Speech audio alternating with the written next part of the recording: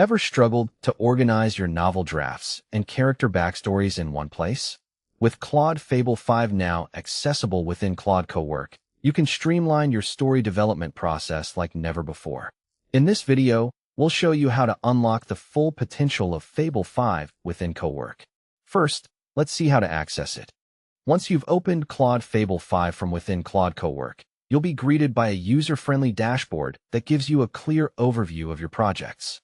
Notice how easy it is to navigate through your story outlines, character profiles, and even access AI-driven plot suggestions. Let's take a closer look at how to leverage these features for your writing. One common mistake writers make when accessing Claude Fable 5 from Claude Cowork is forgetting to sync their projects. This can lead to version control issues and lost work. Let's show you how this mistake happens and how to avoid it. Claude Fable 5 allows for the seamless integration of character profiles, enabling you to keep all your character backstories and development notes in one place. But that's not all. The AI can also provide suggestions for character development based on your story outlines.